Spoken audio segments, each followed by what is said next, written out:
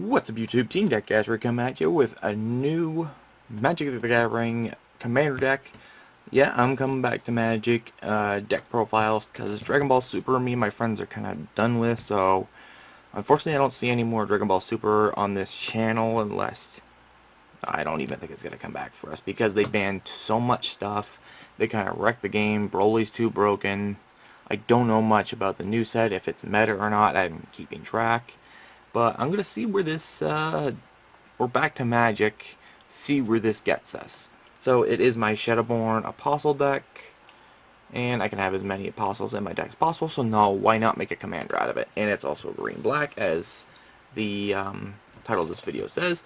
But before we get to the deck, we're going to get to the Legendary Creature Commander, is Zoni Thousand-Eyed. She is a 6-cost, 2 black, 2 generic, 2 green. She is a 2/3 legendary creature, of course, and she has Ungrowth. When she enters the battlefield, you can play 1 black and green insect creature token. For each creature in your graveyard, pay 1 black, 1 green, sacrifice another creature, draw a card, and gain a life.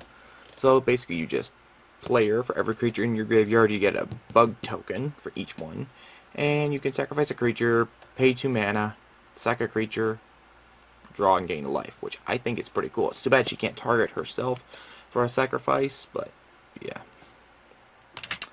Now on to the deck.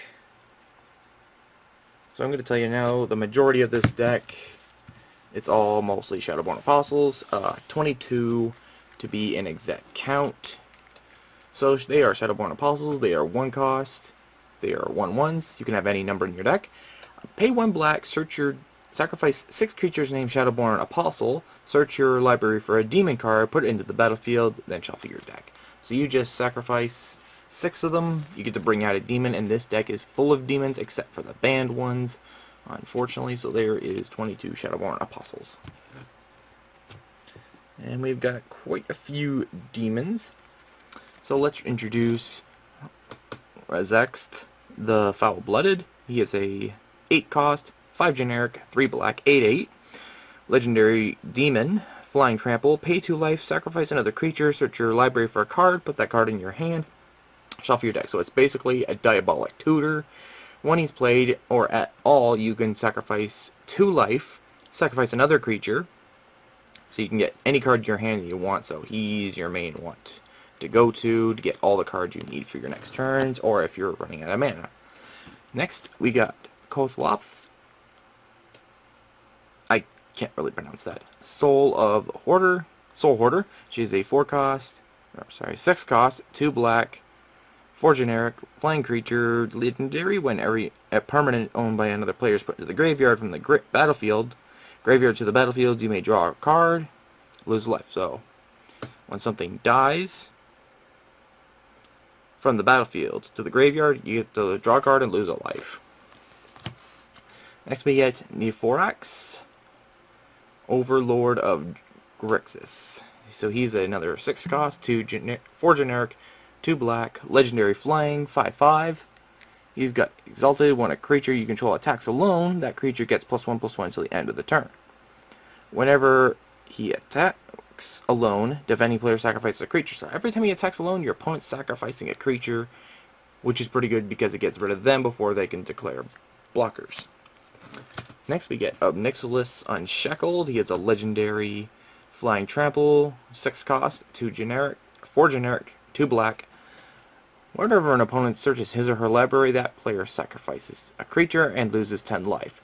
So I've got cards in this deck to actually make your opponent search to lose 10 life. But also sack lands do count, because they sack their land, they look for a land, but they're losing life in the process. So he helps against sack lands.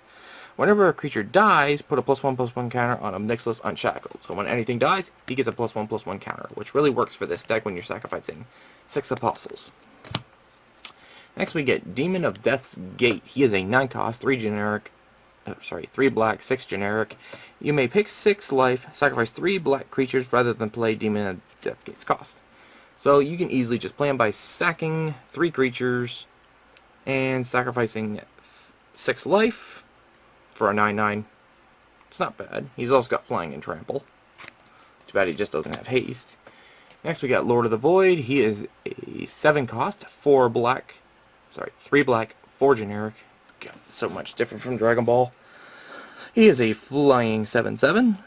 Whenever he deals combat damage to a player, exile the top 7 cards of that player's library, put a creature card from among the battle cards into the battlefield under your control. So when he deals damage, you get to look at the top 7 cards of your opponent's deck and get to play a creature for free and put it under your control. Next we get Reaver Demon. He's one you really don't want to play with the Shadowborn Apostle's ability because he is an 8 cost, 4 generic, 4 black, flying 6/6. Whenever he enters the battlefield, if you cast it from your hand, destroy all non-artifact, non-black creatures that cannot be regenerated. So it's basically a field wipe for non-black cards and non-artifacts. Next we get Runescarred Demon. He is a 7 cost, 2 generic, 5 generic, 2 black, flying 6/6. Whenever enters the battlefield, search your library for a card, put that card in your hand, shuffle your deck. So he's another card that you can just search your deck for a card. Next we got Shadowborn Demon. He's a 5 cost, 2 black, 3 generic, flying demon, 5/6. Whenever Shadowborn Demon enters the battlefield, destroys target non-demon creature, so you can basically blow up anything. At the beginning of your upkeep, if there are fewer than 6 creatures in your graveyard, sacrifice a creature. But since you're sacrificing 6 Shadowborns to play him, you're going to have 6 creatures in your graveyard because of the Shadowborns. Next we get Harvester of Souls. He is a 6 cost, 2 black, 4 generic, Death Touch. Whenever a non-token creature dies, you may draw. So when anything dies, you get to draw. Next we get Demon of Dark Schemes. He is a 3 generic, 3 black, flying. Whenever it enters the battlefield, destroy all... Enters the battlefield, all other creatures get -2/-2. Whenever a creature dies, he gets an energy counter. Pay 2 generic, 1 black, pay 4 energy counters. Put a target creature from your graveyard into the battlefield under your control tapped. So you can bring in any of your demons that you've lost, or a Shadowborn if you need it, and put it back in play. Next we get Archfiend of Desperity. So he is a 3 generic, 2 black flying. At the beginning of each opponent's end step, that player chooses up to 2 creatures and sacrifices the rest. So he gets to keep 2 creatures, but the rest die. And he's a 5/4, so he's pretty good for wiping out if your opponent has like a huge field. Next we get Indulgent Tormentor. We got a little misprint right there. I don't think you could see the black line. Or if you can, but Indulgent Tormentor, he is a 3 generic, 2 black flying creature demon, 5/3. At the beginning of your upkeep, draw a card unless your opponent sacrifices a creature or pays 3 life. So your opponent doesn't want to do any of that, you're getting basically a free draw. Next we get Mind Rack Demon. He is a 2 generic, 2 black, flying trample. Whenever he enters the battlefield, put the top 4 cards of your library into the graveyard. Delirium. At the beginning of your upkeep, lose 4 life unless there are 4 or more types of cards in your graveyard. So if you have four different card types, you're not going to have to worry about that Delirium. So that's basically all the demons, and we just threw a vampire in here. Butcher of Malakar. He is a 5 generic, 2 black flying. Whenever he dies or another creature dies, each opponent sacrifices a creature. So if I sacrifice 6 Shadowborns while he's out, my opponents are sacrificing 6 creatures. And that would really suck too. Next we got 2 Planeswalkers. First off we got Vraska the Unseen. She has 5 counters. She is a 3 generic, black and green. +1 until the end of your next turn. Whenever a creature deals combat damage to Vraska, destroy that creature. -3, destroy non-land permanent. -7, put 3 1/1 assassin creatures into the battlefield. Whenever this creature deals combat damage to a player, that player loses the game. So if somehow I can make this token unblockable, I can immediately kill. But everyone kills Planeswalkers as soon as they come out because they are disgusting. And we have Vraska Relic Seeker. She is a 4 generic, green-black. She has 6 loyalty counters. +2, create 2 black pirate creature menace tokens. -3, destroy target artifact, creature, or enchantment. Create a colorless creature artifact token with tap. sacrifice this artifact, add 1 mana of any color to your mana pool, or -10, target player's life becomes 1. So you might want to get that -10. So if you can if I ran Proliferate in this deck and get her out, I'm basically killing somebody. And we've got 1 enchantment on Hallowed Pact. It is a 2 generic 1 black enchant creature. Whenever an enchanted creature dies, put it back into the battlefield under your control. So I can place this on something big my opponent controls, then play my Shadowborn Demon, blow it up, and I take it. So I can basically take anything my opponent has that dies. Now we're at Sorceries, and we've got quite a few of them. Jared's Orders. It's a 2 cost and a green and black. Search your library for up to 2 creature cards, reveal them, put 1 into your hand, and the other go to the graveyard. So you want something in the graveyard, but you also get something to your hand, which is pretty good cost. Oops. And here's something that my friend Jordan picked up for me from my Obnixilis strategy. Scheming Symmetry. It's a 1 cost black. Choose 2 target players. Each of them searches their library for a card, shuffle their library, and put that card on top of it. So it's not it is searching through your deck. So your opponent's going to get nailed, but you can choose yourself and your opponent. You don't get nailed by a Obnixilis, but your opponent will. So it's a pretty good card. And I also run 1 copy of Diabolic Tutor. It is a 2 black, 2 generic. Search your library for a card, put the card into your hand, shuffle your deck. So you get to get any card you want. Luckily I've got many demons that do that. Next I got Secret Salvage, which is a very good strategy card of mine. It's a 3 generic, 2 black. Exile a non-land card from your graveyard. Search your library for any number of cards with the same name as that card. Reveal them, put them into your hand, and shuffle your deck. So I mostly have to remove a Shadowborn Apostle to get 21 of them in my hand, or get as many in my deck as possible that's still there, and just add them to my hand.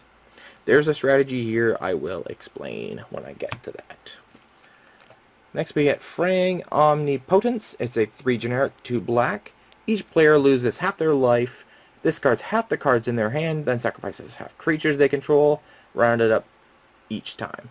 So basically field wipe, hand wipe, and cutting your opponent's life in half, and yours as well, but this is only when you're really low on life and your opponent has high life, then you do it. Next we get Decree of Pain. It is a 6 generic, 2 black. Destroy all creatures. They cannot be regenerated. Draw 1 card for each creature destroyed this way. So you get some draw. And cycling 3 generic, 2 black. Discard this card to draw. When you cycle Decree of Pain, all creatures get -2/-2. So it could be another field wipe. That's all the black, and we have Rampant Growth as our green, so 1 green, 1 generic. Search your library for a basic land, put that card into the battlefield tapped. So mana ramping. And next we got Cultivate, 2 generic, 1 green. Search your library for the 2 basic land cards, reveal those cards, put 1 into your hand, and 1 into the battlefield tapped. Next we get Niece's Pilgrimage. It's a 2, 1 green. Search your library for up to 2 basic land forests. Reveal those cards, put them into your hand, put 1 into the battlefield tapped, and the rest into your hand. And Spell Mastery, if there are 2 or more instants or sorceries in your graveyard, search your library for up to 3 basic forests and put them into your hand. So 1 gets onto the field, and because your mastery, if you have 2 or more, you can put 2 into your hand. Next we get Hour of Promise. It is a 4 generic, 1 green. Search your library for up to 2 land cards, put them into the battlefield tapped, shuffle your library, and if you control 3 or more deserts, create 2 black zombies. But I do not have any deserts, but there is a card in my deck that searches a certain land I will reveal later. Next we get Double Enchant. For each creature you control, you may search your library for a creature card with the same name as that creature. Put those cards into the battlefield, shuffle your deck. So this is what you want to get used to get your Shadowborns out, get a whole army of them out and sacrifice them, and get demons out. Next we get Predator's Council. It is a 5 generic, 3 green. Return all cards from your graveyard to your hand. Exile Predator's Council. You have no maximum hand size for the rest of the game. So anything that you want to use this late game when all your cards are in your graveyard, you want to reuse them. Return them to your hand. You have no maximum hand size, and you can use what you got back. Next, we got some instants. Next, we have Dark Ritual. Just add 3 mana for 1 black. Get that first turn, you're getting some good stuff. Death Deny, 2 black X. Return X cards, creature cards from your graveyard to your hand. So you could return Shadowborns or Demons. You can return them straight to your hand. Next we have Grave Purge. 2 generic, 1 black. Put any number of creatures from your graveyard on top of your library and draw a card. So you can get all your Shadowborns back, and you can get your Demons back. And you get to draw. And next we have Crypt Insurrection. I can't pronounce right now. I'm just tired. It's a 2 generic, 1 black. Exile all creatures from target player's graveyard. Gain 3 life for each card exiled this way. This is a good way to gain back your life. If you're going in for the kill, you can exile like all your Shadowborns if you want. So there you go. Also, I was going to mention with Secret Salvage, you get all the Shadowborns in your hand, but at the end of your turn, you can ditch them all. So, when your next turn comes up, or if it's the same, at the end of your next turn that comes up after you discard them all, you can play Izoni. If you have like all your Shadowborns in the graveyard, you're creating a shit ton of tokens with this one card, if all your Shadowborns are in the graveyard. It's a great strategy. I've pulled it off many times, and it does work. Next, we get some artifacts here. We got our Command Sphere, which is good in any commander deck. It's a 3 generic. Tap it, add any mana of any color of your commander's identity into your mana pool. And you can sacrifice it to draw a card. Next, we got a very old Sol Ring. Add 2 colorless mana to your mana pool for 1 cost. And we got Gilded Lotus, 5 generic. You can tap it for 3 mana of any 1 color. Next we get Skullcap. It's a 1 cost. Equipped creature gets +1/-1 whenever the creature dies. Draw 2 cards. Place this on a Shadowborn Apostle. You're getting an automatic draw for 2. Next we get Otherworld Atlas. It's a 4 cost. You can tap it, put a counter on it, or tap it again when it has more counters, and each player draws cards equal to the number of counters on it. And we have this card and its proxy, Elbros, the Binding Blade. It is a 7 cost. Equipped creature gets +1/+0 whenever equipped creature deals combat damage to a player. Flip it over. And we get Winghanger Unbound. He is a flying, intimidate, trample. Whenever a player loses the game, put 13 +1/+1 counters on him. So he becomes a 26/26 intimidate, trample, and flying when somebody dies. And a commander, that can happen. So there's the artifacts. And next we got a whole bunch of lands, but I'm going to just say all the generic ones are swamps, and the rest are forests. Now for the actual named ones. Of course we have Commander Tower. Add 1 mana of any mana, add a mana to your mana pool for any color of your commander's identity. So since I'm running 2 color, it can be green or black. Next we get Opal Palace. Tap for 1 mana, tap 1, pay 1, tap this. Add 1 mana to your mana pool of any color of your commander's identity. If you spent mana to cast your commander and enters the battlefield with a +1/+1 counter on it equal to the number of times it has been cast from the command zone. So if you've cast it 6 times, you're playing it again, it'll enter the battlefield with 6 +1/+1 counters. Very good to have. Next we get Westville Abbey, and we do have the proxy for it. Add 1, oh shoot, it's kind of shaky around when it's not in a sleeve. Add 1 mana to your mana pool, or tap it with 5 mana, pay 1 life, put a 1/1 white-black human cleric into the battlefield, or pay 5, tap it, sacrifice 5 creatures, and then transform it. We get Ornamentile Profane Prince. He's a flying legendary, lifelink, indestructible haste.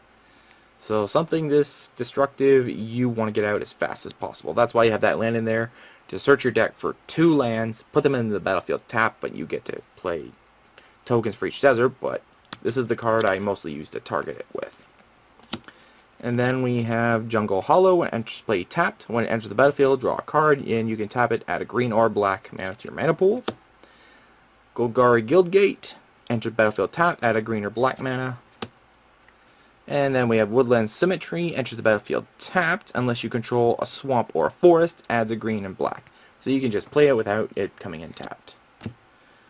And Golgari Royal Farm. Enters the battlefield tapped. When he enters the battlefield, return a land card you control to your hand. This comes in tapped, and you can add 1 green and 1 black to your mana pool. So that's it for my commander deck, for my Shadowborn Apostles. It's 100 cards, so of course it was going to be this long of a video. So tell me what you guys think in the comment section below, what you guys think of this deck. I've already had a good few commander games with it. It's just not very good on one-on-one. Then again, neither commander deck really is, unless it's really powerful. So that's it for this video. So remember to comment, rate, please subscribe, like my Facebook page, follow me on Twitter, follow me on Instagram. Those links are in the description below. Subscribe to V-Revolticon. He created the logo that's in the bottom corner of this video. And also there's a random shout out in the description below. Go subscribe to that person. Go show him some love. And don't forget to subscribe to my channel for more content. There'll be more content like this and much more on my channel. So thanks for watching, guys. See you guys next time. Thanks for watching.